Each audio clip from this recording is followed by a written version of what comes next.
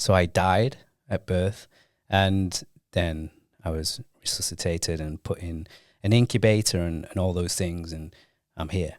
So already I've done death. I've ticked that off. So they walked me downstairs, and on the dance floor was a 5-piece Pearl Export in white drum kit. Is it a truth or is it a lie? It is. We make it happen.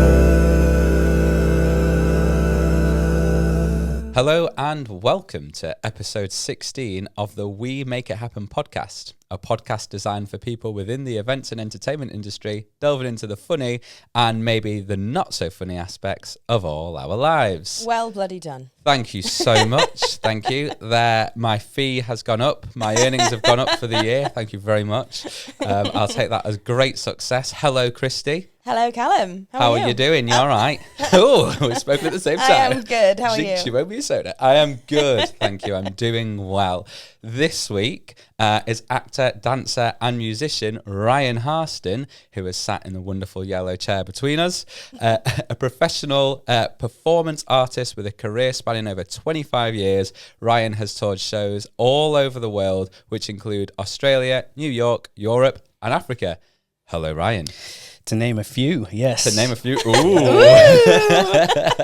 Oh, that sounds very intriguing. I'm sure we're going to talk about that later. Mm-hmm. As customary with every single podcast from the very beginning, we do our weekly podcast check-in where we just see whether recent events make us love or loathe our job currently. We obviously know that we're very honoured to do our job, but sometimes we just want to scream.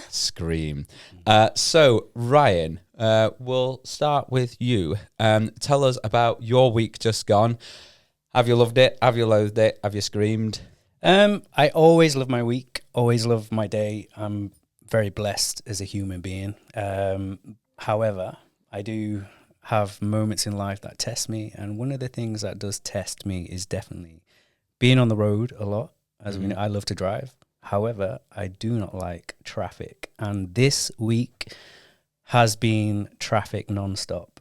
Everywhere I've traveled, I have had pretty much some of the worst traffic I have ever had in my driving career.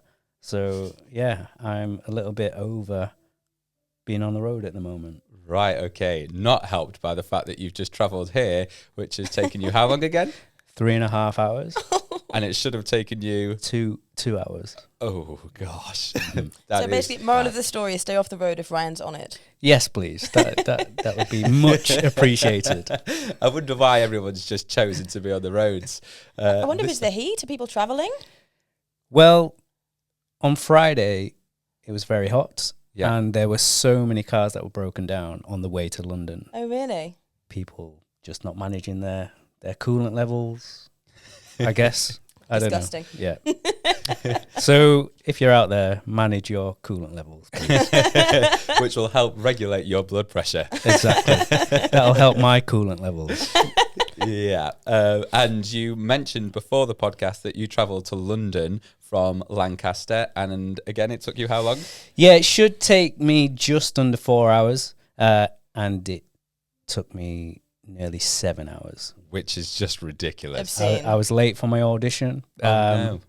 I managed to charm the casting director to let me in and do my thing. But yeah, it's just a lot. Maybe it all he adds was up. late too.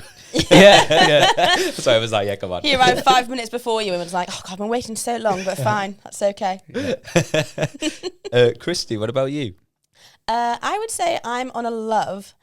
It's a bit of a complicated love. Basically, we got some awful news again, and we actually had a really tragic loss in the family on Friday. But as we spoke about on the last podcast, unfortunately, when you work for yourself, you've just got to buckle up and do it, haven't you? So I cried throughout the day, and then I put my makeup on, and I had to go to a wedding and be really happy.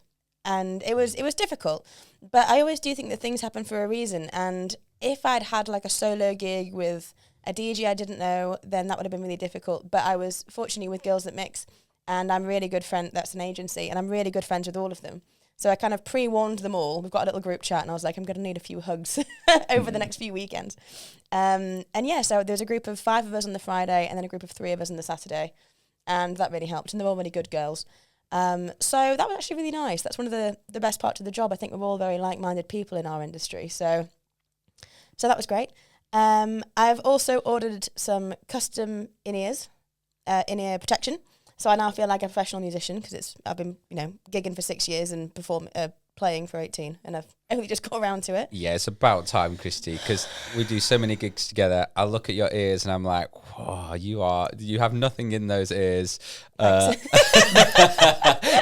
in between the ears. I didn't say in between, I said in those ears, obviously meaning the protection for your ears, because once you lose it, it's gone.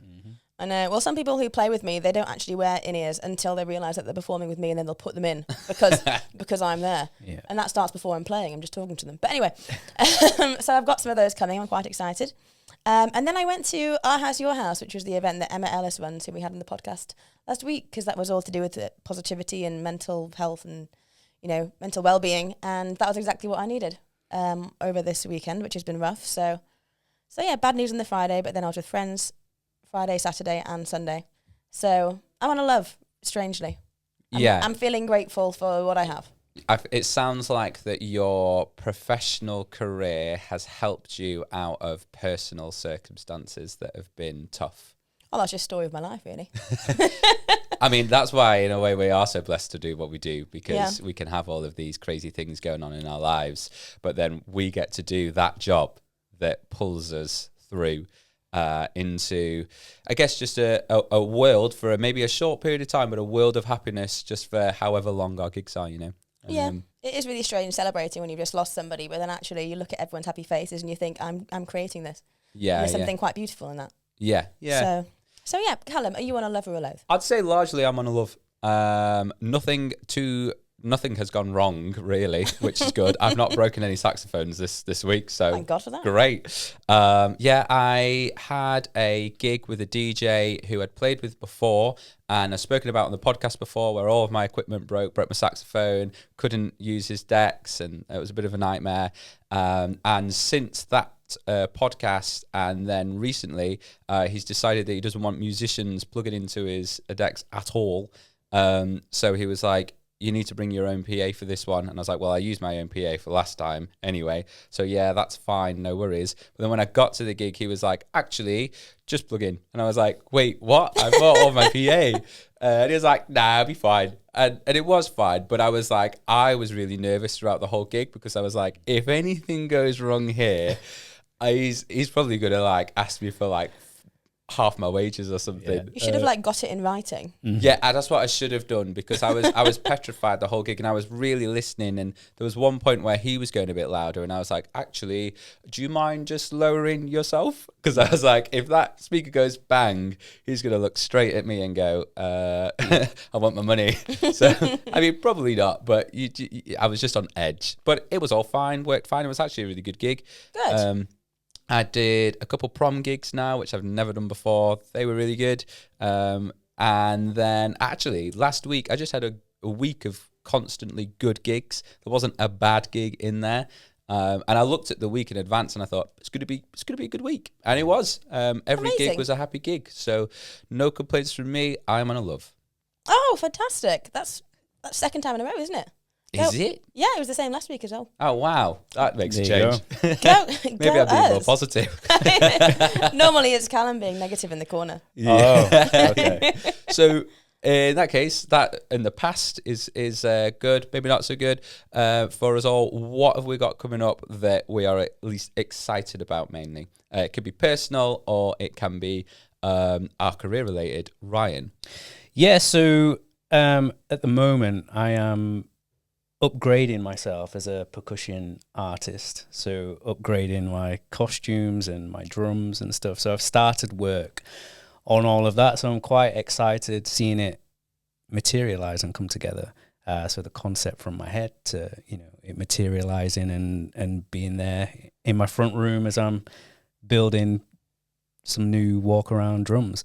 So I've ordered a lot of stuff and I'm excited to see where this new version of Glow Sticks, which is my percussion name, where it takes me. I have so many questions. Okay. Do you want? Can we go into this, or is it like a surprise that hasn't been launched yet? We can go into it. Yeah, Tell me everything. All right. I have so many questions. Tell me everything. So, yeah, as a percussionist, quite a few years ago now, I decided to become a character. Okay. Rather than just me in a club. Because I'm in my 40s now, and are you? I am. Yeah. Bloody hell. Okay, carry on. More questions now, but carry on. What's your skincare routine? And what moisturiser do you use?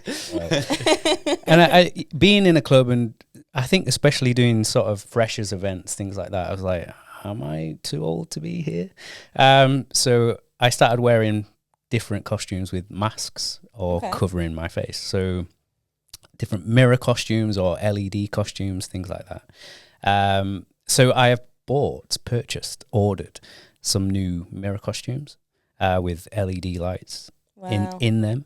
And the concept that I'm excited about the most is it's a gold mirror suit with LEDs. So I've got some custom over-the-shoulder marching toms, all kitted out with gold mirror. Sick. And LED lights. And my headpiece is going to be, it is a 14-inch tom.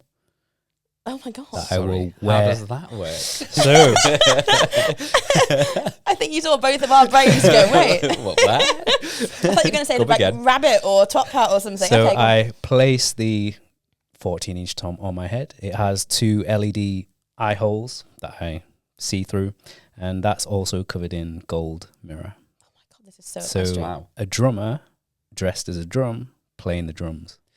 Can I ask a question? Is that tom that's on your head playable? Technically, yes, and I can already foresee that lots of drunk people are going to be slapping me on the head. That's where I was going. Get concussion. Yeah, I thought about that. There's foam in the top of the drum, and also it fixes to my head with a cycling crash helmet, so I should be all right. Amazing. Wow. I have been in a mirror suit once, and it was about 5 years ago, and never again. Good God, they're hot. Yes, they are. Respect. But it also means being in those costumes that my set times are always quite short, because I'm like, I can only do 15 minutes or I can only do 20 minutes. Yeah. So it works out. I mean, how do you cool yourself down? So I wear a base layer whenever I'm doing costume work. And is that like sweat protection? Yeah. Yeah. Which serves 2 purposes. It stops me sweating into the mirror costume because they're hard to, maintain and keep washed because you can't put in a washing machine. And it also means that I can strip that base layer off as soon as I've finished my set and wrap myself in a towel and keep cool backstage. Right. Okay. Yeah. That's cool. That's very interesting. We are going to go a little bit probably into the costume stuff. Sorry, I got way overexcited. No, it's fine. I mean, anyone that listens to our podcast knows that we go on tangent after tangent. But when you hear something good, you can't just go, I'm just going to leave that really good thing about you putting a tom on your head. I mean, that's awesome. I can't wait to see it. When do you think it'll be ready? So I'm just waiting for the gold mirror suit to arrive. It's coming from China. So as soon as that arrives, then I'm ready to launch. Yeah. Amazing. Oh my God, I'm buzzing. That's cool. I might book you. please do. That's really cool. So what have you got coming up that you're excited about? I forgot you even asked me a question. I'm so excited about this. I know, that was the base question. So what have I got coming up? On Friday, I actually have a day off, which is quite nice. So I'm going to Round Hay Festival, which is like 10 minutes from my house in Leeds. So that should be really good. It's quite funny because Jason Derulo's on there, and I was obsessed with him when I was like 12.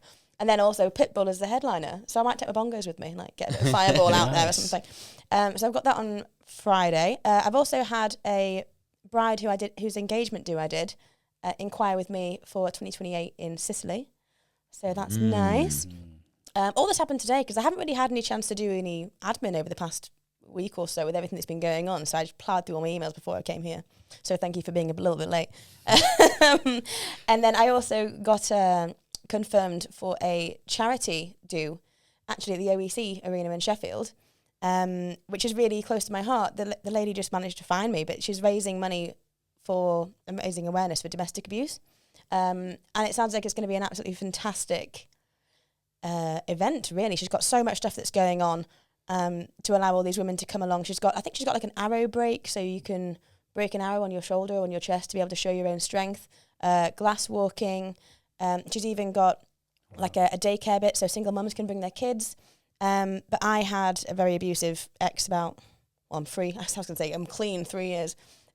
Free 3 years from him. So when she told me all about this, I thought, actually, I would bloody love to be involved in that because that's just so close to my heart. So I'm really looking forward to that. So that got confirmed today. And I think that's just kind of it, really. Yeah. It's all really positive stuff that's going on. I'm looking forward to it cooling down a little bit. In temperature outside, Yes. it's not cooling down. It's going to go up again. Have you not seen the weather? No, I've been avoiding it. I had a gig on Saturday, and honestly, I took a video once I come off from performing, and it was just like a river from my neck down my chest. It was awful. That's a lovely thought. Oh, yeah. It was. I took my clothes off at the end, and I just put them on the floor, and they went like, oh. It was disgusting. That's why when The I sound heard effect didn't help. it was quite good though. I had to just stand in like a Portaloo cubicle trying to like air dry before I put my clothes on. It was foul, which is why when you said mirror suit, I thought credit because I can't do it in a sequin dress. Yeah. So on that joyous image, Callum. Yeah, mine is not music related at all. I'm going on holiday. Nice. I'm going to a water adventure park with my son and partner Josie. Never done that kind of thing before. I don't even know whether he's going to enjoy it. He's only 2. He's just started swimming lessons, and he's actually been okay with them, to be honest. He's had 2 swimming lessons, and really I just thought, I've booked this holiday already, but let's just see if he likes water, because he doesn't like the bath. So I was like, let's see if he likes a really big bath. Yeah. And actually he was okay with it. So I'm hoping at the water park he's gonna at least enjoy it a bit. Is that in the UK or? Yeah, so it's in North Wales. Oh, nice. So and it's actually only an hour away from where my mum lives in North Wales. So we're just gonna see her on the way. Cute. And then stay overnight, and then go to this adventure park. So it was only 375 quid for 5 days. Bloody hell. Yes, I might go in a caravan. So I was like, do you know what? If it goes wrong and we have to abort mission and go home early, it's not like we're abroad. Yeah. So No. yeah, I have nothing music related that I'm excited about. I'm just, to be honest, I'm just excited about going on holiday. Yeah, that's about me. So as you're here in the middle, we would like to know a little bit more about you, Ryan. Okay. So we've obviously got some questions, and you've said so much already that have made us have about 1 million questions, I think. So what came first? You're an actor, you're a dancer, you're a musician. Which one came first? So if memory serves me correctly, I think dancing came first. And I mean, I don't know if I was a particularly skilled dancer, but that's one of the first core memories that I have of performing. And I have a story, if I can share. Absolutely. Perfect. So my parents used to run pubs and clubs. So I've been in this industry since very, very, very, very baby young. And there was a birthday party that was happening, being hosted at my parents' pub, and I went and gate crashed the birthday party, and they were, How old are you? I think about 4. Oh wow, okay. It's not as you mean young. to go on. Yeah. And they ended up having a dance competition. Yeah. So I was a massive fan of Michael Jackson. Okay. My first ever artistic inspiration. Mm-hmm. And I used to emulate him, copy his dance moves, try and sing, all those things. And I went into this dance competition and did Michael Jackson. Moonwalk, the kick, the spins, and I won the dance competition of this little boy's birthday party. Who you didn't know? I didn't know, no, I didn't know. So the DJ announced that I was the winner. Everyone clapped. 5 minutes went on. I'm sure different discussions happened with parents and adults who were running the birthday party, and they were like, that kid's not invited to this party. Who is he? So ultimately, I ended up getting my prize taken off me. As a 4-year-old. As a 4-year-old. It's a cruel Yeah. world. It's really awful. So it taught me a lot about the industry and the fairness of the industry. That sort of experience That is set on. me up for life. Yeah. Set me up to be thick-skinned in this industry, and talent doesn't always get you through the right doors. Yeah. Sometimes it's who you know, and I didn't know Anyone? anyone at that party. So there you go. Wow. Okay. So that's interesting. So then at what point did you then go on to the music and drumming and Acting. yeah, and acting? Which one came after that? Yeah, so acting definitely spurred on from there. I just used to perform. I was that kid who performed, who just wanted to be center of attention, just wanted to put myself out there. I just loved attention as a kid. I did. I didn't get enough of it, I don't think, so I craved it. Throughout school, I was all my reports, class clown. You know, he's a good kid, intelligent, but he does like to entertain everyone, is the class clown, because I loved that attention and performing for my friends. And from just having an interest in performance, other people started to notice he's really good at what he's doing, even though he shouldn't be doing it. So I got taken under quite a few wings as a young kid by different teachers, and the head of drama saw something in me that I necessarily didn't know I had, and steered me in the right path of different organizations, got me different scholarships with acting organizations. So that sort of steered me to thinking, oh, this could be a career or a profession. So I started leaning into acting more from that. And then after that, music was sort of sat side by side with performance and performing arts. And credit to my parents and their pub again. One of the bar staff was a drummer. Oh, okay. And a drum teacher. And he maybe moved house or got kicked out of a house or had to find a place for his drum kit. And we had like a staff room and different utility rooms within the pub.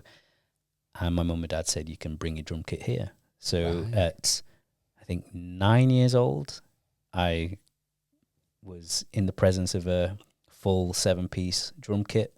Amazing. And the guy was like, yeah, you can play it whenever you want.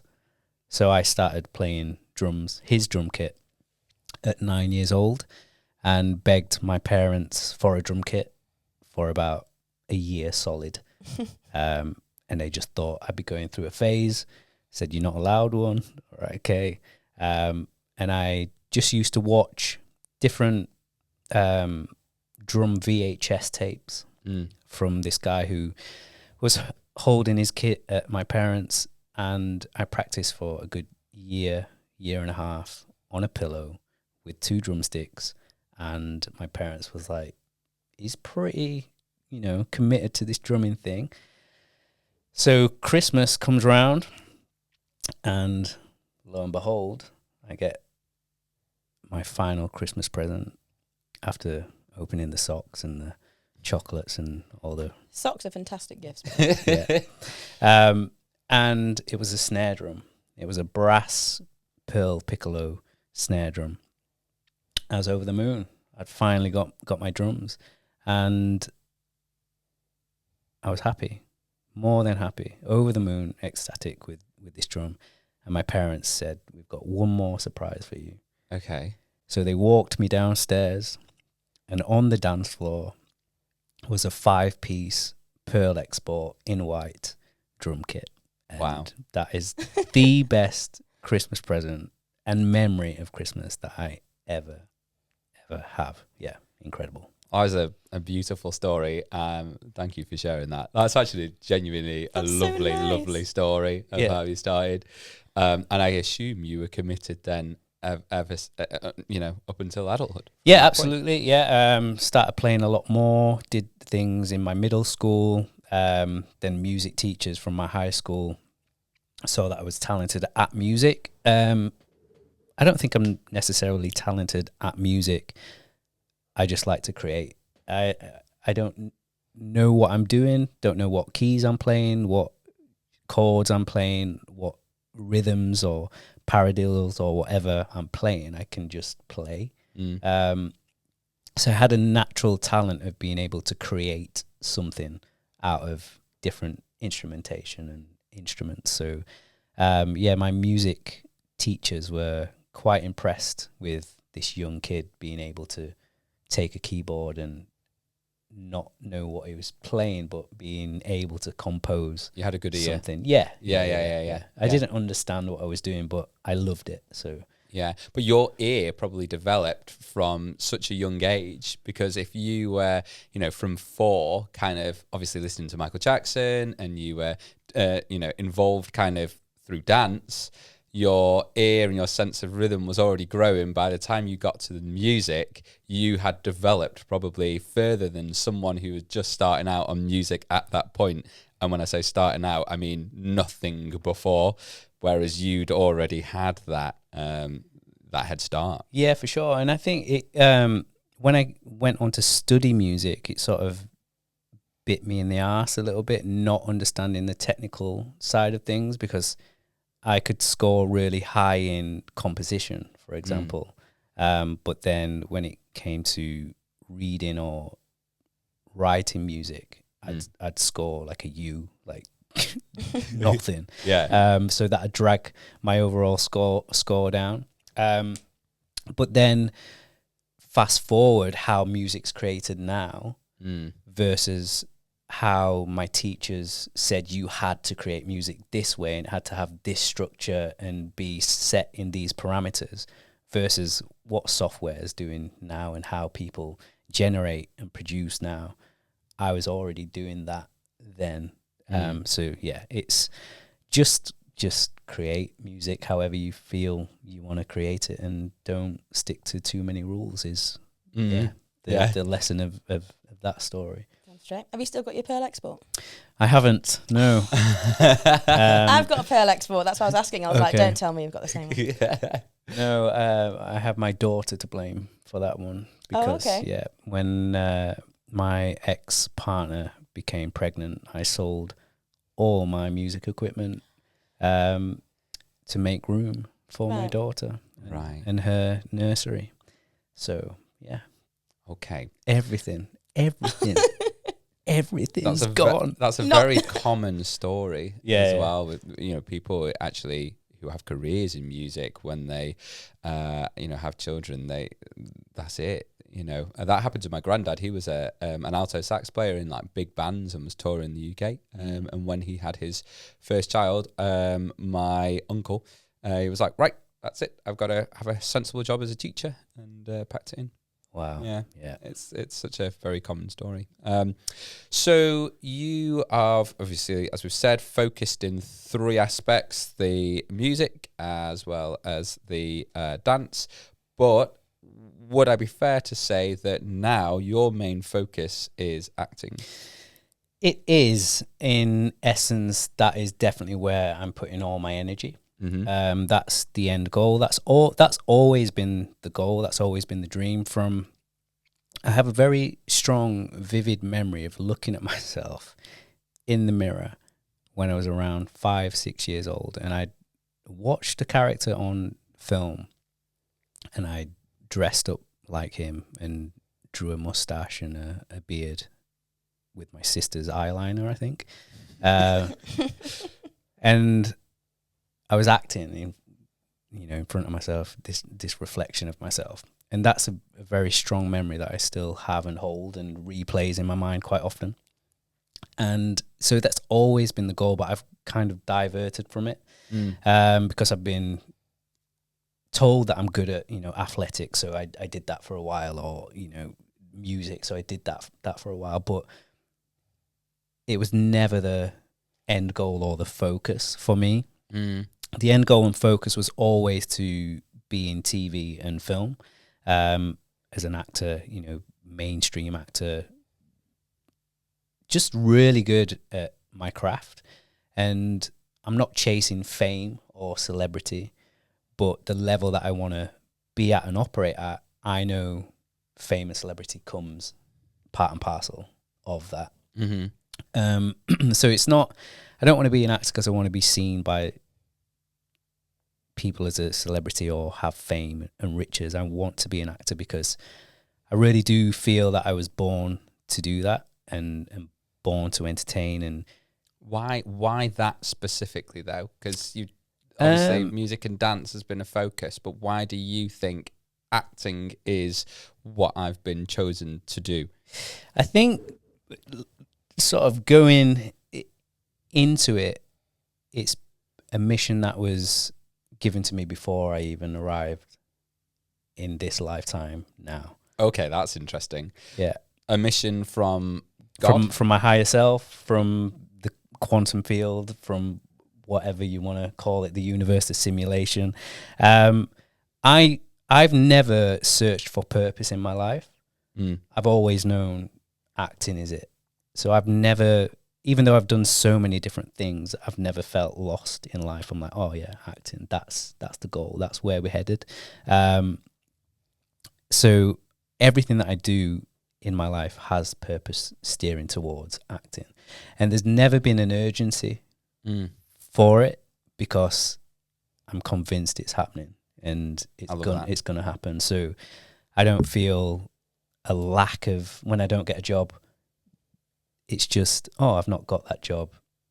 The next job is meant for me. That one wasn't. And if you had to hear 99 no's before you got a yes, you'd look forward to every no that you ticked off, the list until you got to that 100th job. That's the breakthrough job. That is the yes. And that's what I'm firing towards. So you have to have a really healthy mindset for that. How have you got that healthy mindset? Because I was born with it. So, Okay. Right. So shit, Callum. I was born with it. Damn, I've got work to do. So a quick story. So I was, my birth was complicated. And so I died at birth, and then I was resuscitated and put in an incubator and all those things, and I'm here. So already I've done death. I've ticked that off. I've come back. So I'm like, all right, I'm here for some reason, and that reason is to be a world-renowned actor. That is the mission, the program that's in my head. So knowing that and maybe convincing myself of that is the overriding statement that can drag me through any ups and downs. You mentioned a bit ago that you're in your 40s now. Is that a mindset that you think you've had your whole life? Yeah. Wow. That's amazing. Yeah. Because I think for me, I'm probably getting closer to that mindset, but only through maturity and the fact that I'm older and I've got a child. I don't think I've definitely never always had that mindset. Have you, Christy? Have you always had that mindset? Do you think you have that mindset now? I think a lot of what he's saying I can completely relate to. There's a lot of stuff that he's saying now, and I was like, oh, I said that last week. Right, okay. Like, always knowing where you're going to be, but always knowing that something's going to happen. Just because you get knocked back doesn't mean that you're not on the correct path. It's just all part of your path. And no, I agree with quite a lot of you. Would you say you were a spiritual person? So I used to say that I was spiritual until I learned that I'm spirit.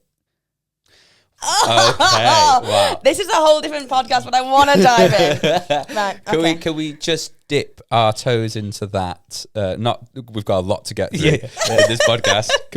Well, that is an absolute line. So can we just dip our toes into what that means? Yeah. So if you're spiritual or practicing spirituality, you're one step removed from what you're seeking. Okay. So then when you understand that you are spirit, then there is no spiritual practice. Right. It's just being. You don't have to practice being spiritual. You are spirit. Right. Okay. I feel like mine's just been blown. Yeah, mine. For those watching, they would have just seen me go. Just an explosion in front of me. Wow. Okay. I feel like we need to get back on track. Yes. So there's Okay. a lot to unpack, but there's also a lot to unpack throughout the rest of this podcast. So I know you and have known you as the name Urban Concepts, but you were telling me that your percussion name is Glow Sticks. Yeah. Is that right? So Urban Concepts, what does that relate to? So Urban Concepts came about when I had an injury. So I was on tour with a show, touring the show for a good 8 years all around the world. And it was an aerial show. It was a big spectacle show. We were, a 20 meter by 20 meter aluminium stage that started off flat and got raised up to a vertical big projection screen on a crane, meters and meters in the air. And someone else got injured, and the line positions got swapped. My counterbalancer got swapped, and he'd never counterbalanced me before or counterbalanced before, period. He was a performer that had been chucked on a rigger line. And he made a mistake during a part of the show where I was in full backbend.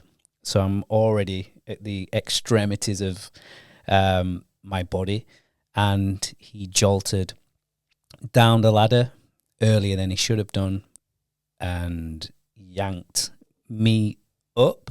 So front pickup on my harness yanked me up from my pelvis, and he weighed a lot more than I did.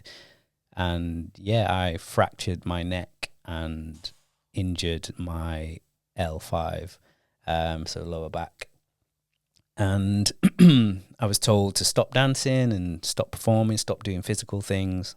That was all the advice from everyone in the medical profession. So my world was shattered because that's all I knew. And then I was like, okay, what can I do here? I'm going to start directing other people. I'm going to start directing other dancers, other performers, start choreographing rather than performing as much. And Urban Concepts was born. So I had a group of friends who I used to train, and we used to do dance competitions together. And I said, let's start doing concept videos for YouTube. So we'd choreograph dance concept videos, little dances that told a story, and I'd film them and we'd put them out on social media. So from that, other people saw the work that we were creating and, can you do me a video? Yeah, cool. So then it turned into a business, and then I started doing weddings, started filming weddings, started doing commercials, product commercials. So it turned into a media company. And then from that, we started doing clothing. And we had these different strands. And yeah, the umbrella of it was Urban Concepts. So Urban Concepts was my love for urban arts and dance and all those things, and my culture, and coming up with concepts. And Urban Concepts was born out of an injury. Yeah. So that's your dance name, I guess. Would that be correct to say? I think maybe media name. Okay. Yeah. And then Glow Sticks is your Percussion name. and your acting name is Ryan David Harston. Gotcha. Yeah, That's a lot to for yourself, I'm sure, to keep track of. it is. Yeah. How do you keep track and stay organised and balance all of those 3 careers together? Well, now I have a acting agent, I have a music agent, and I have a producer. So they keep track of everything for me, and I just sit back and chill and wait for the phone to ring or an email to drop into my inbox. So yeah, but it's taken me a long time to get there. I've hustled and strived in this industry for years, 2 decades without having an agent or having anyone managing my career. But after lockdown, I knew it was time to get an agent. Okay. And level up to, that next step. Mm-hmm. So all of that work means you must drive a lot. Absolutely. How many miles do you do a year roughly then? Well over 50K. Jesus. Yeah. And I complain a lot about how much I do, and I do about 30. Right, okay. So that's a lot. That is a lot. It is, yeah.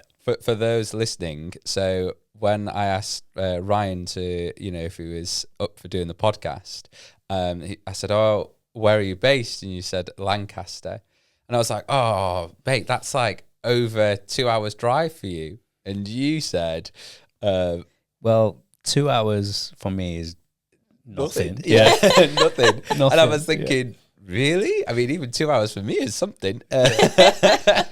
Listen, I do a drive pretty much weekly that I have to drive from my house in Lancaster to central London to do an audition that lasts 90 seconds. So 90 seconds. And then you don't even know whether you're going to get it or not. Not at all. Every week? Pretty much. Yeah. Why don't you just live in London? Because my daughter is in Lancaster, and Of course. I need to be there for her. Yeah, of course. Also, to be fair, London is so expensive. Yeah. Insane amounts of money. And I don't like London. I don't like London. Sorry if you're listening in London, but no. So, of those miles that you travel a year, obviously you've travelled to, I'm sure, some incredible gigs. What is your most incredible gig that you'll forever remember? Well, I flew to this incredible gig. Okay. Just drop that in. Yeah. Yeah. All expenses paid. Of course. Nice. And it was to open Sydney Art Festival. Oh, wow. Wow. Okay. And it just everything about it was incredible. The travel over there was incredible. I was with a group of people who I'd had known for years. One of those people being one of my best friends. So in good company. Never been to Australia before, so I get to tick that off the list. We arrive. The digs, the accommodation is sensational. It's incredible. Nice. Yeah, just way above what I think I should have had, but it was a luxury apartment with 2 different levels. Wow. So yeah, 2 floors, balcony in the middle of Sydney. So yeah, we've not even started on the gig yet, but I'm already. This is incredible. What were you going over there for? So it was a What was show. that? Yeah, so it was an aerial show. Right. As the world tipped, and they closed this entire road off for us to perform. Wow. There was an amazing. We did the performance, got good reception, and then they threw the most insane after party I have ever seen or ever been to. Arrived at the after party and Were you a guest at the after party? guest, yeah, Wow. Okay. an honoured guest. Oh, wow. Not me, but our group. Me mainly. Yeah. They call me Sir Ryan. Yeah. And they had an incredible band called Electric Circus, and I just spent the night watching them because they were so talented. every musician would swap sort of after each song. So the drummer would then go on the keys. Oh my God. Yeah, the saxophonist would go on the violin. Like then someone would sing who was playing the bass guitar. It was just phenomenal. Everyone could do everything in that band. Drinks were flowing. The company was amazing. And then we closed Sydney Festival. So we got 2 weeks off in Sydney, all expenses paid, and performed 2 nights out of 16 nights that we were there. 2 nights out of 16 nights that you were there. So we That's got insane. Wow. 2 weeks off, all expenses paid, per diems, treated like kings and queens. Amazing. It was. Yeah. I bet you wish Take me back. every gig, would No, be like that. I don't wish every gig was like that, because I do feel there's a massive need for contrast in life. So if every gig was like that, I think it'd feel flat. Yeah. After a while. Yes, that's so true. We certainly get contrast in this Oh my God, yeah. career as well. Yeah, I mean, one moment I'm in a working man's pub, and then the next minute I'm like in the Shard, and I'm like, this is strange. This, and I'll be very honest. As much as I like the Shard, I have a love as well for like the working man's pub, and I'll because it's an authenticity that you get in that, and people are there they're there to have a great time and enjoy themselves just as much as they would in the Shard, but I probably identify myself more with the working's man's pub, and I love those gigs. To be honest, I remember it was last year. I read out, like, I had a really busy week, and I read out my schedule, and it was like Saint-Tropez, Grimsby. there's nothing wrong with Grimsby. Grimsby There's is nothing nice. wrong with Grimsby. It's just an unfortunate name. But But no, it was honestly, Grimsby was so nice. The people were so lovely. They were like, "I can't believe you're in Saint-Tropez. We've got a superstar here. This is so exciting." They were absolutely buzzing about it. And I actually probably got more of a reception from the people in Grimsby than I did in Saint-Tropez. Yeah. It can be so like that. So, Ryan, you are in the middle of, or you may have actually done it now, applying for Arts Council funding. Can you tell us a little bit about that and what that is for? Yeah, for sure. So I don't know if I can say this, actually. I'm going to say it. Well, if you change your mind like later, we'll edit it out. Edit it out. If you hear me saying this, I clearly haven't edited it out. So I'll just say someone contacted me from the Arts Council, because I used to do quite a lot of theatre and theatre directing and creating my own shows through Urban Concepts Theatre, and I've not done that for years. I sort of took a step back from theatre and just focused on film and TV. And then someone contacted me from Arts Council England, which is an organisation that, runs off the National Lottery Public Fund and funds artists in and across England. And they said, there's this fund opening up. You should apply for it. You're perfect for it. So I was like, okay, tell me more. And they said, the minimum you can apply for is £100,000. Right, okay. The maximum you can apply for is £2 million. Jeez. Okay. All right. If you insist.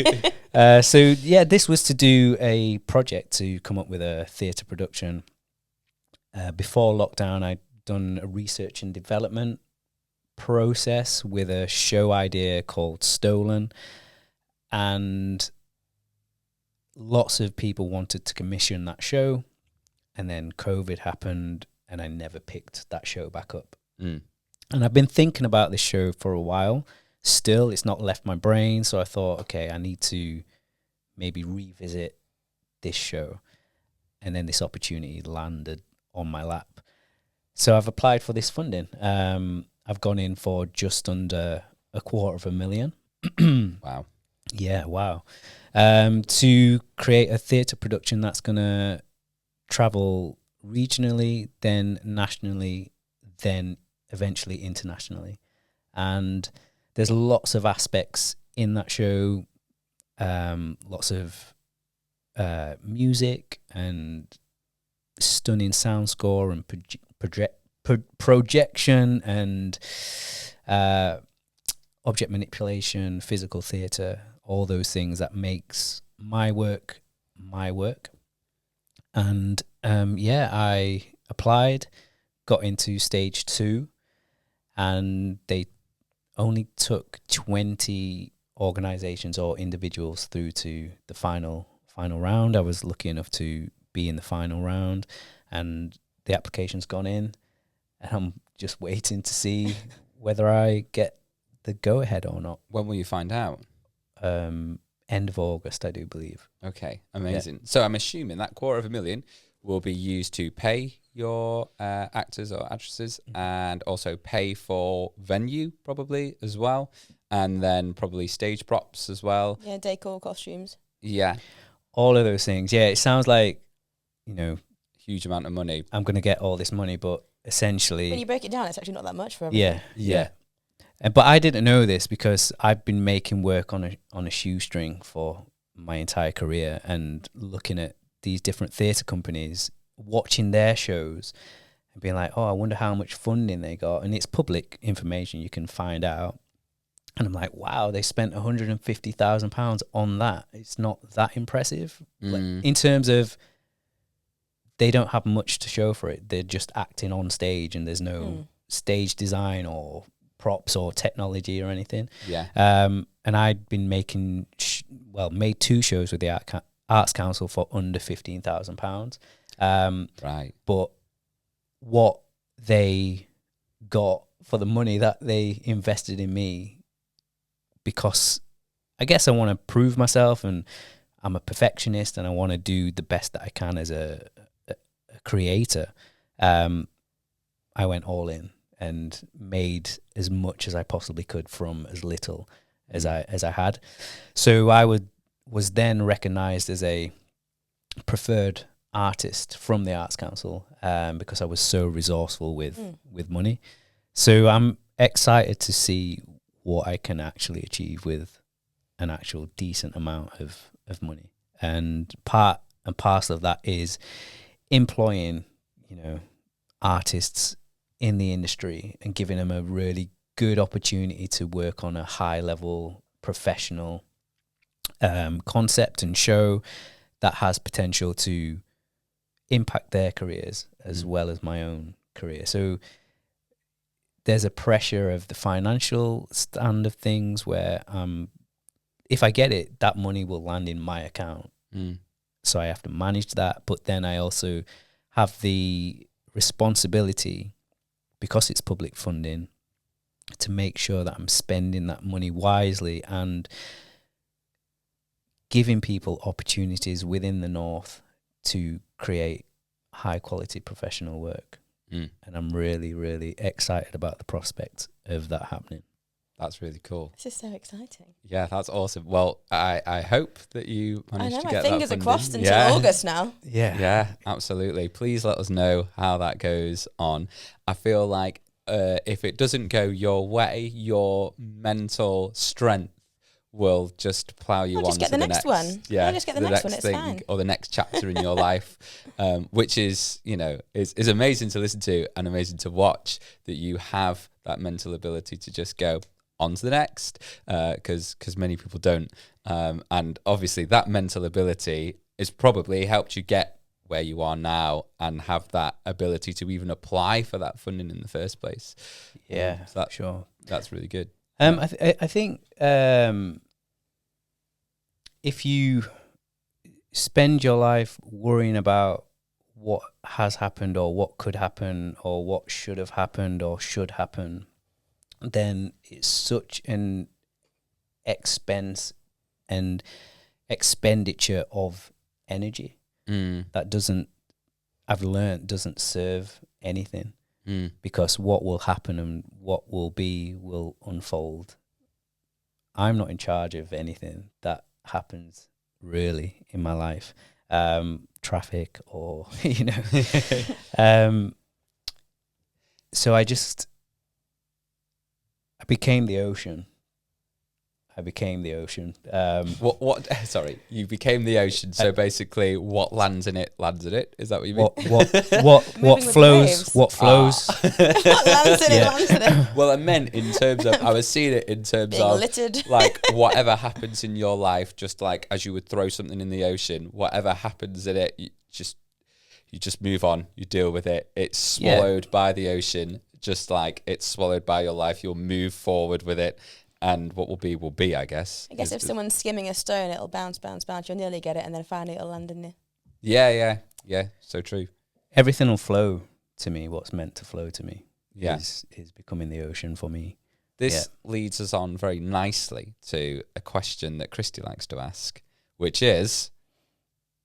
Pause. Do you want me to ask it for you? No, I didn't know which one we were on. Because all that sounded like really fantastic advice. Would you say that was the advice that you would give your younger self?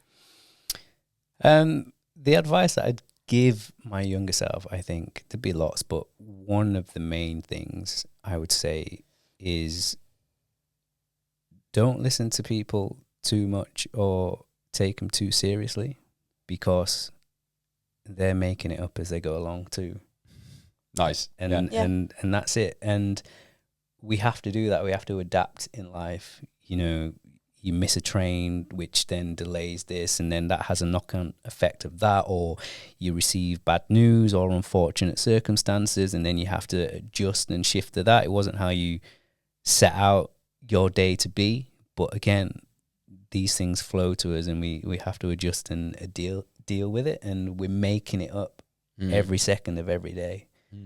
So yeah, everyone's in the same position. We make it up as we go along because we have to.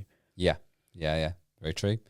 And lastly, 60 seconds. It doesn't have to be. We just call it a 60-second supplier shout out, which I previously called a shootout. Shootout. Which is a slip of the tongue that's stuck.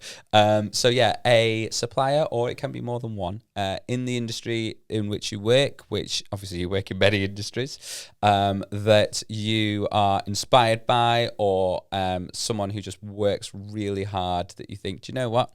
They deserve a mention for how incredible they are. Who would that be? Yeah, so I'd like to shout out Victoria from Neverland.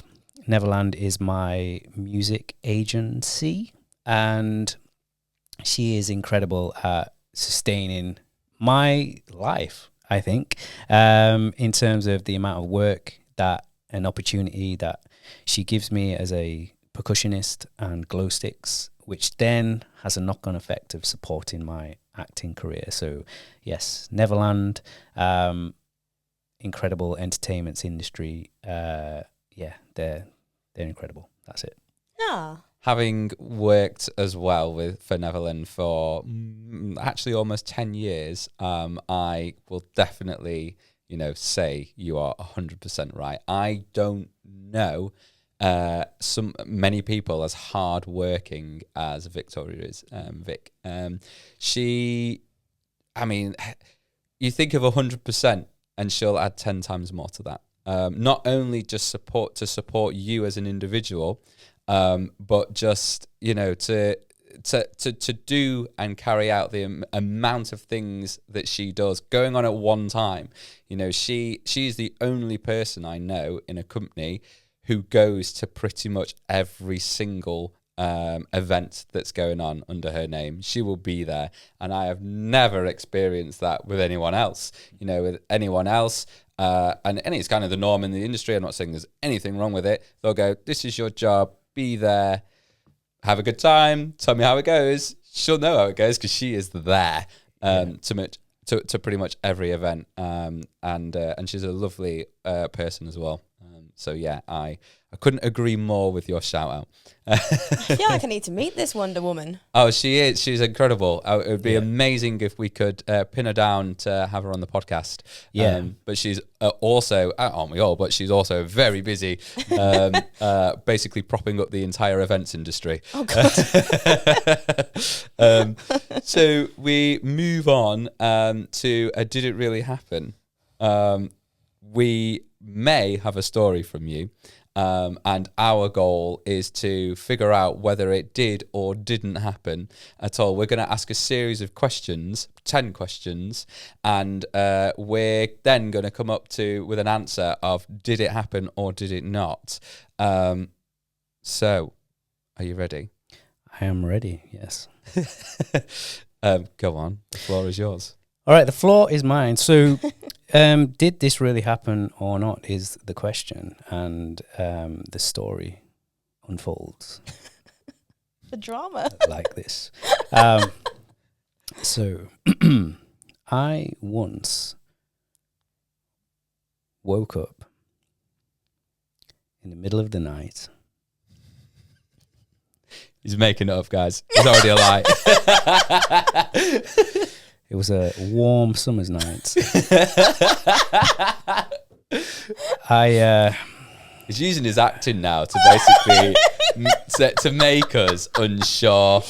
I already know. Now I just don't know. Straight away. Is he double bluffing there? Yes, he totally is. Well, if you let me Sorry. divulge more information. I woke up, warm summer's night, middle of the night, about 4 a.m. in a train station with my shirt fully unbuttoned, covered in my own sick. Gathered my thoughts and my whereabouts, and then ran 3 miles back to my friend's house. Is that the story? That's the story. So I was thinking it was going to be something to do with your career. And instead you just threw a random story in. Okay. Threw up naked in a train station and ran home. All right. Right, series of 10 questions then. Let's divulge into this. Let's What train station? Fitzwilliam train station. Well, that's question 1. Do you have any recollection of where you were beforehand?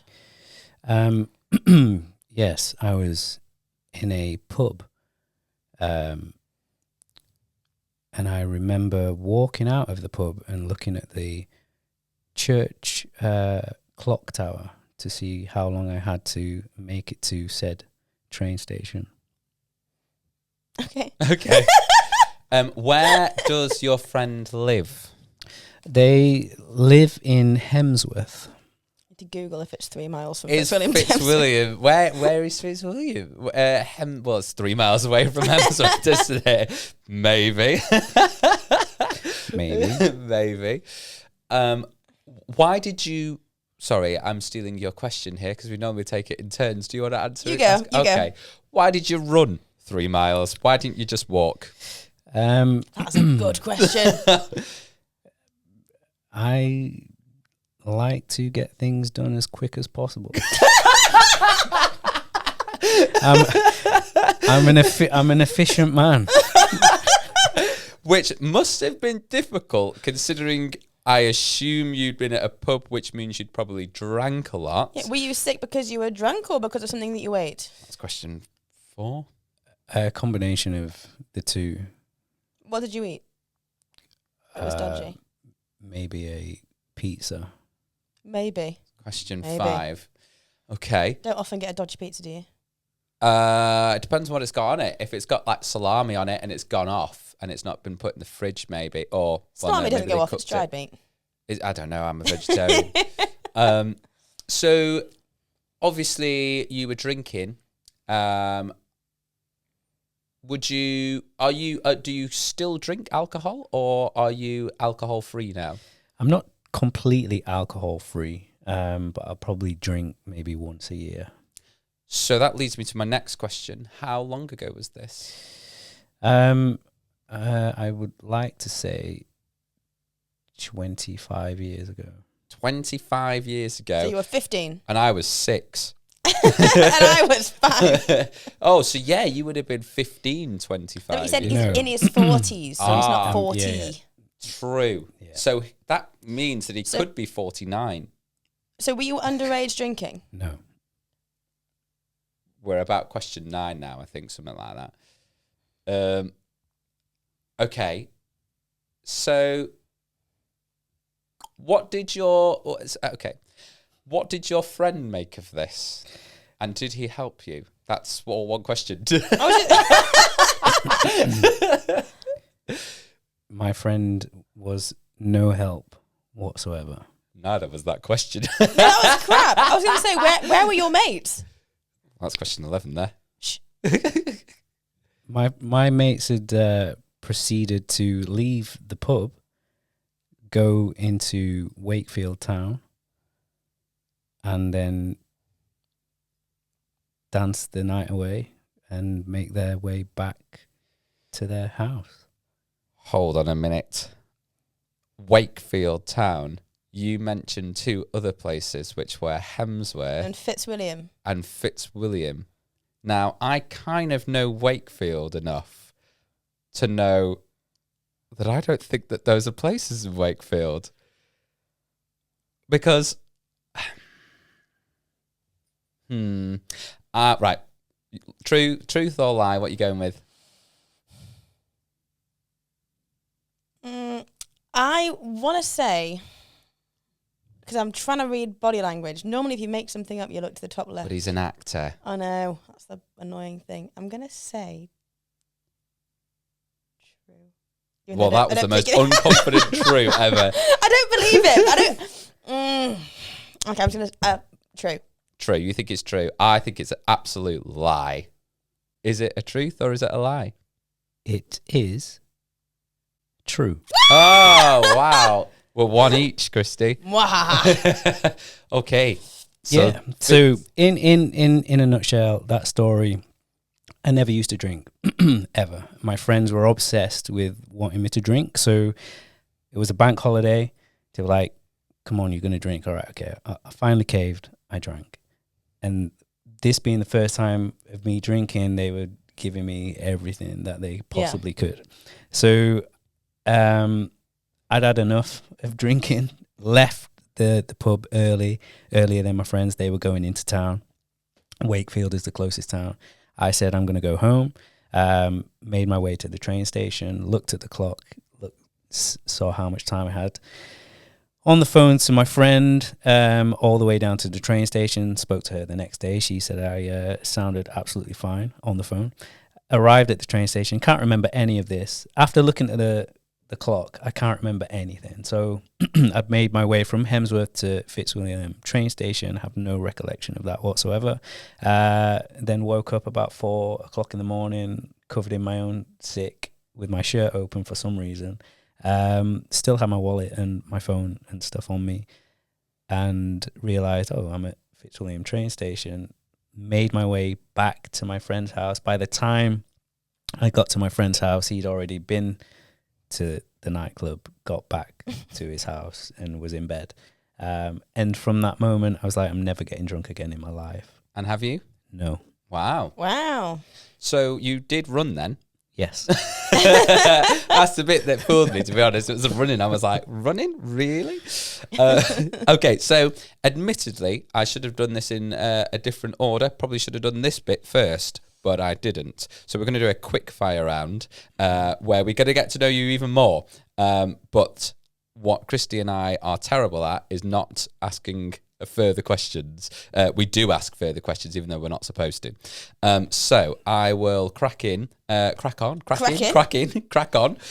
What is your dream acting job? My dream acting job role is to play Lewis Hamilton in a biopic. That would be so good. I want to dive in. What's been the most random acting job?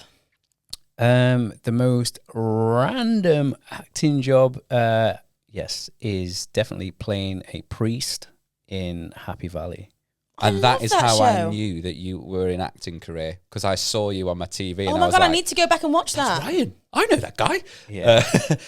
What's been your favourite gig of all time? We already know the answer to that question. Already know it. It is opening Sydney Festival. Insane. What is your biggest complaint of the entertainment industry? Late payments. And the promise that the payment is going to arrive by X date, and it never does. We'll go back into that. You finish a gig, what do you do to wind down? Just silence. Okay. Nice. Listen to your to my own thoughts. Yeah. Yeah. Oh, you're on this one. Where do you see yourself in 10 years? In Hollywood, doing large scale productions, films, TV series, things of that nature. But yeah, definitely large scale productions in TV and film. Sick. Well, you heard it here first, folks. Yeah, amazing. The Hollywood star of fame soon. Yes. That's the plan. Okay, we are going to move forward into our podcast topics. So our first one is about staying physically fit. How obviously those watching can probably visually tell you are physically fit. So how do you balance that with everything going on in the industry? We're all going to answer this question. So, you've finished a gig, it's like 2 a.m. maybe, and you're hungry. How do you balance eating the right foods? And then, what do you do to stay physically fit during the day? Yeah, so I've learnt and trained my body, I guess, to be hungry and just deal with it. So I would rather not eat junk food and wait till I get home, or wait till I get to somewhere that I can eat relatively healthy. So I'll just fast until I can get a decent meal, rather than grabbing a McDonald's or, KFC or whatever is on the road. Do you feel like, though, because for me, when I get really hungry, I get a bit moody. Do you? You're not you when moody? you're hungry. No, I don't. Not at all. In fact, I get more clarity when I'm fasting. Okay. So that's probably something I'm doing wrong then in my own diet. I mean, it works different for different people, but yeah, this works for me.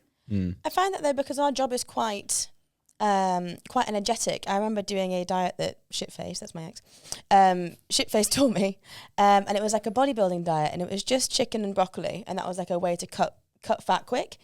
So I was trying to do that before my big birthday party, after I'd left him, and honestly, trying to gig with like no fuel in your system whatsoever. It didn't matter how much chicken or broccoli I ate. There was no carbs, there was no sugars. I found it so hard to get the energy, so I just couldn't do that. How do you do that? Because you're gigging in these costumes, so you need way more energy. So how do you get the energy before the gigs?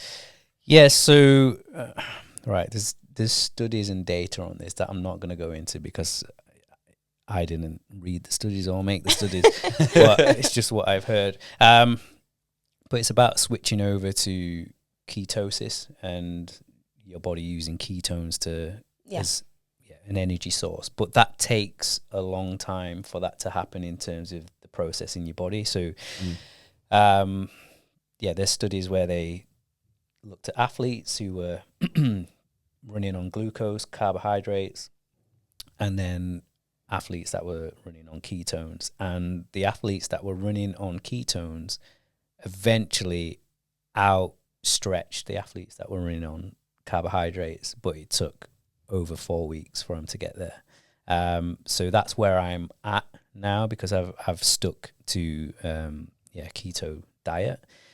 But I used to run off sugar and carbohydrates, and I would feel more fatigued on that diet than I do on a keto diet. Right, okay. Well, I guess if you're on a normal diet, then you're having the spikes and the slumps, aren't you, from the sugar, whereas the ketosis, it just runs from your own body fat as a fuel? Yeah. Yeah. So you would say that is how you get through your gigs then, really, through that diet? It is now. Yeah. Yeah. And it's working better for me. At the moment, it could change. But at the moment, it's working well for me. For me, I'm on a vegetarian diet. I have been my whole life. And obviously when I gig, a lot of people say, oh my God, you're so energetic. Like, where do you get the energy from? And I think separating it away from the diet is actually just the love of what I do. But then in terms of diet, I think probably the vegetarian diet does have a positive impact on creating, being energetic. I, up until very recently, have been on a gluten-free diet as well, because I just find that like gluten has upset my tummy and also made me more kind of lethargic as well.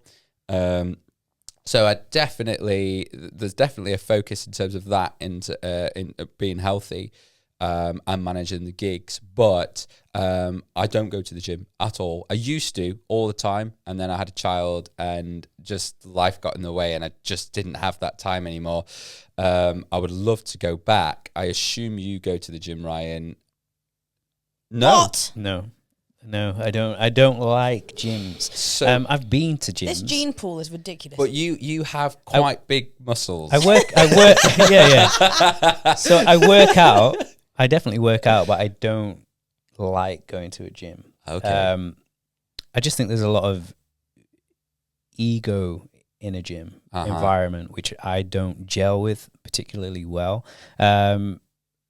And that's also my own ego. So if I'm in a gym, I'll be pushing myself more than I would at home, and which could risk injury.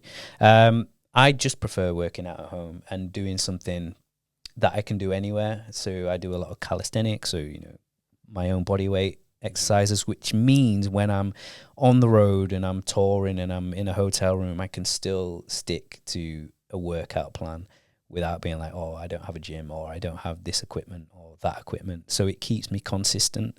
So I think having something that is so stripped back that I can do anywhere really benefits me and keeps me, just keeps that consistency. And consistency is key to anything. Yeah. But you have to be quite organised and make time for that in your busy week of doing 3 million different job roles. I also think you've got to be quite strict, haven't you? Because I feel like I'm only going to work out if I go to the gym. If I'm just sat at home, then I'm not really in the mindset to do so. So I feel like you've got to be really self-disciplined. I am very self-disciplined. I can tell. Yeah. So do you make time every day to do some form of physical activity? Yeah. Yeah. And it's as soon as I get up, stretch, and then I'll do some pull-ups because I have 2 pull-up bars. So when I'm going downstairs to the bathroom, which is one of the first things that I do in the morning, I'll do some pull-ups. Right, okay. Yeah. Just those little simple things. And then I'll do, while I'm waiting for the kettle to boil, I'll do 100 push-ups. Right, So okay. How much water is in your kettle? Because I would need a good hour of boiling that water to get myself to 100 push-ups, and I'd have to take many breaks. Yeah, it's quicker than you think.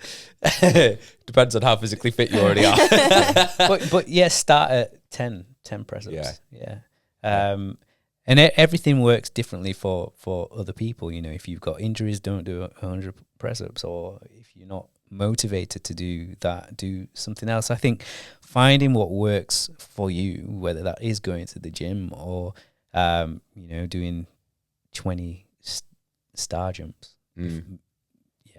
Just finding what you can do consistently will bring you far greater results than inconsistency. I think for me, obviously, having a child, the consistent aspect is obviously going outside with him all the time so he can get his exercise. And that involves me walking and probably chasing him most of the time. And that, I say consistency because that we go to the park every single week for, 3 times a week easily, sometimes even 4. And that is my moment to do my long walk, which, a walk is obviously going to only give you some aspects of staying fit. But it is better than nothing. Yeah.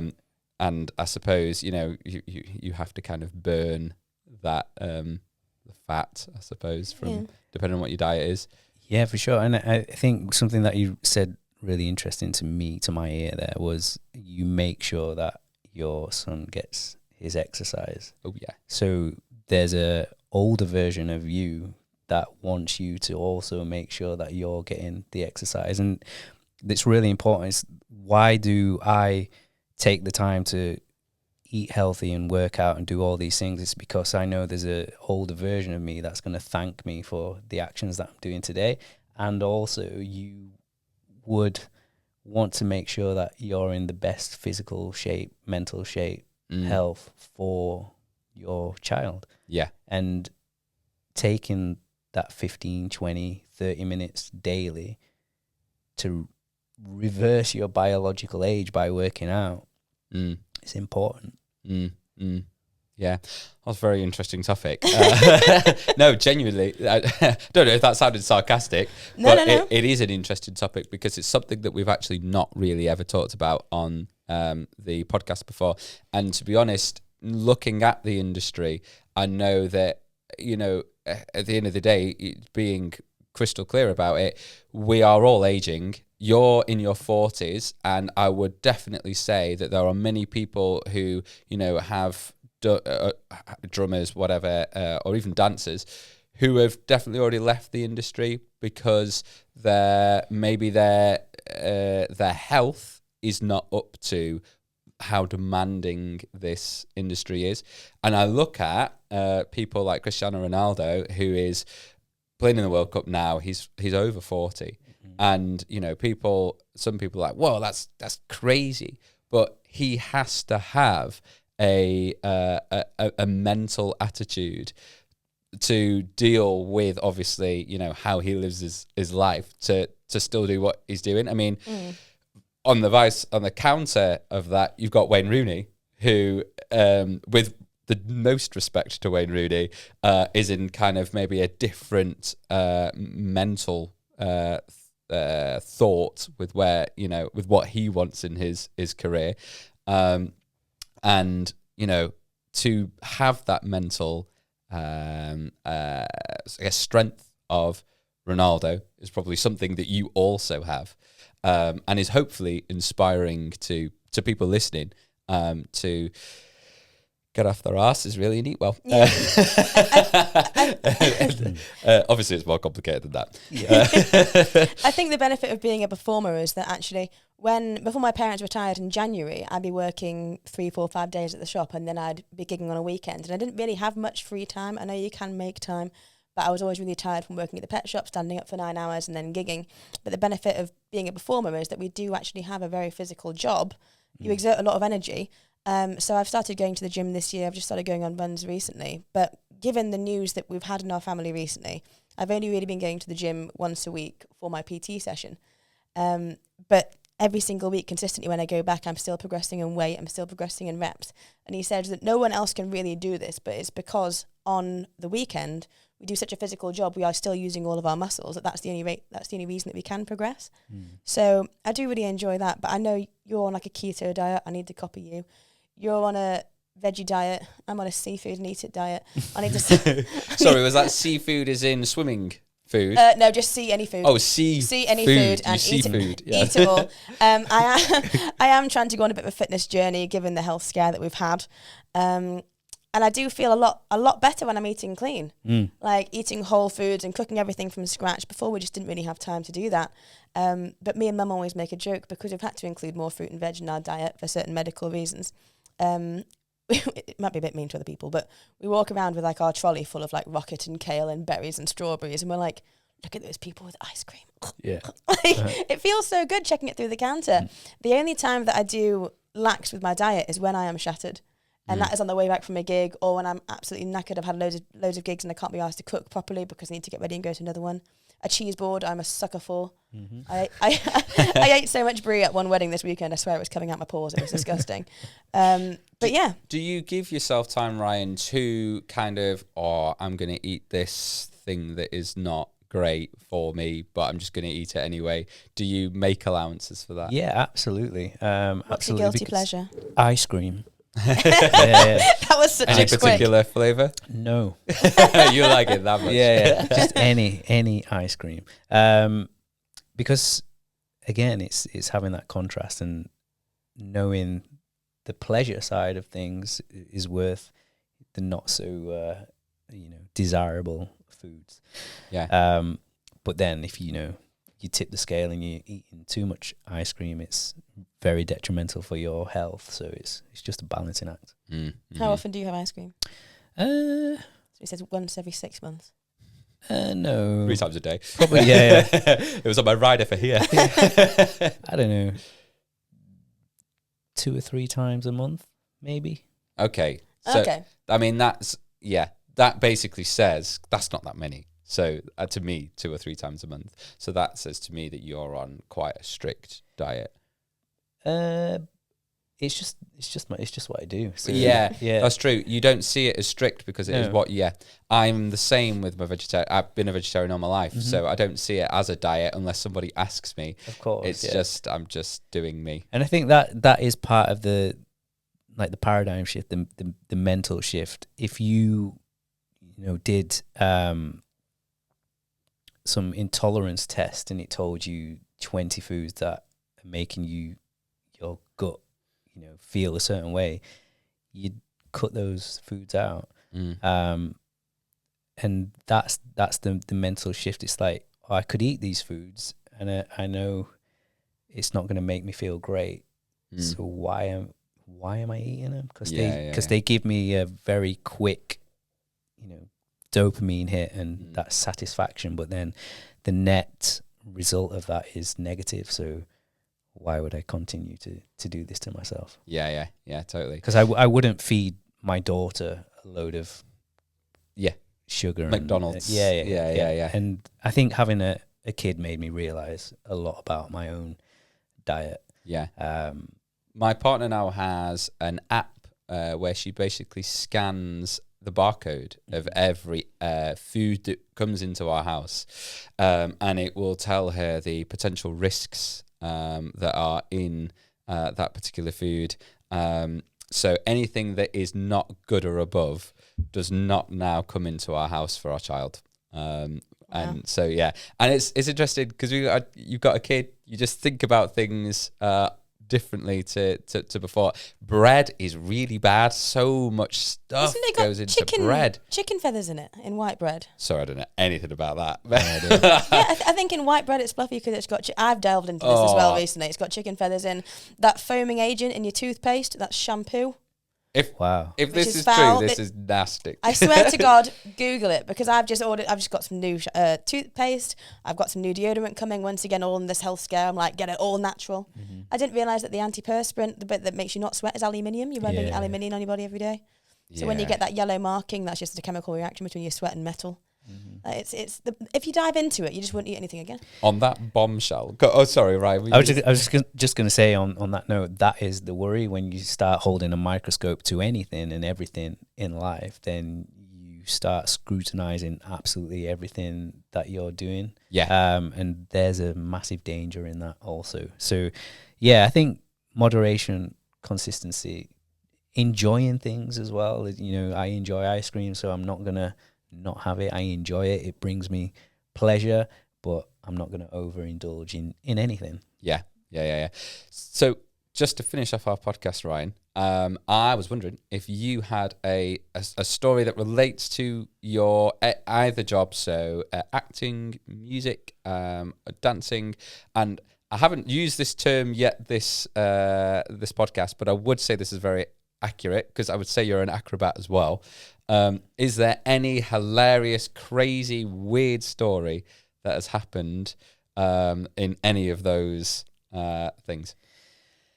I don't particularly think there is a hilarious story in any of those. Or a weird gigging experience? There's definitely weird gigging experiences. I once got asked to do a gig and play a character, well, multiple characters within a show, and there was no talking. It was all physical theatre, and it was one of the most dull, boring gigs of my life, and we were doing the show for 2 weeks running. So I made that show my own by being extremely mischievous in every scene that I was in, and just upsetting absolutely every single cast member and trying to make them laugh and just being the class clown of a professional company, which is it's not very professional of me. But I was young and egotistical and wanted to keep myself entertained. And the hilarious thing off the back of that show was it was a co-directorship, and one of the directors hated me, Okay. but the other one adored me. And the director that adored me gave me years worth of work after Oh, right. Okay. that gig. Yeah. So that being the class clown paid off for a bit. Turning up late. Oh, really? Yeah, because I didn't want to do company warm up because their version of a warm up was well below my standard. Again, I was in an egotistical mindset, and I was a nightmare on that production, but it paid off. Right. I will Oh, there you go. be a nightmare more in my gigs. Christy, I will be a nightmare in our next gig together. You bloody will not. Or am I already? Is that why you booked me? It's a bit of both. So I don't know if there's anything that you want to mention in terms of your own career before we finish the podcast by any chance. But it would be great to hear your Instagram and any social media that you have so people can find you and see your work. If you want to give a quick mention of those. Yep, it is Urban Concepts with a Z at the end. Urban Concepts. And yeah, that's on Instagram and YouTube. Perfect. Cool. So on that, they will see dance-related stuff, and they'll also see your acting as well. Mm-hmm. Where will they find any bongo-related stuff? Yeah, where's Glow Sticks? Glow Sticks is on Instagram, and it is a weird spelling because someone had already taken Glow Sticks. So it's GL0_STIX. Amazing. Glow Sticks. Glow Sticks. Yes. Well, thank you very much for coming on this Thank podcast. you so much, Ryan. Actor, dancer, musician, and now life coach. Yeah, genuinely. Yeah. Genuinely. Add that to your little branch. Funnily enough, I've been asked to do some sort of stuff like that. Just chatting to people. I can't imagine why. No. Yeah. I don't think I have the authority to be able to delve into those realms. Think personally, now that we're done a podcast and I've heard you speak for an hour and a half, I would very much disagree. Yes, I'm going to you leave do. her feeling enlightened. Fair. Yeah, Well, and to be honest, as listening to this podcast live and then listening to them back, I always have a sense of inspiration from guests. Sometimes I finish and I'm thinking, wow, I feel really inspired to do X, Y, and Z. Sometimes I finish and I'm like, okay, cool, yeah, lovely. They were great to talk to, but do I feel inspired? Yeah, I'm all right. But with you, I feel I actually genuinely do feel very inspired in terms of just diet and your mental strength. I think that's the thing that is cropped up so much during this podcast is your mental strength and determination. And for me, that's inspiring. And I hope it is for those listening too. I feel like this podcast wasn't exactly at all what I expected it would be, talking to an actor, musician, and everything else. But I've loved every second of it. So thank you for coming on. Thank you so much for allowing me to be here, and being patient with me being stuck in traffic and all those things. But we're here, we made it happen, and I am very grateful. We made it Absolutely happen. enjoyed the fun. To all those that are listening, please get to your destination safely. If you are driving, don't forget to get out of the car, do your stretches, take a break, eat something healthy. Maybe on a keto diet. Don't go to McDonald's as much as you might be tempted to, because it doesn't help.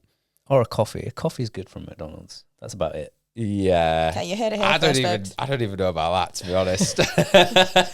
I mean, at 4 o'clock in the morning, you're not getting a coffee from anywhere else. So That is true, but then you can't sleep after that coffee. that is true. Yes, we will be back in 2 weeks, as we always are. We do have an equally awesome guest lined up as well, so we're excited for that, and we will see you on the next one. Thank you so much. Thank Goodbye. you. Bye. Ciao. Ciao.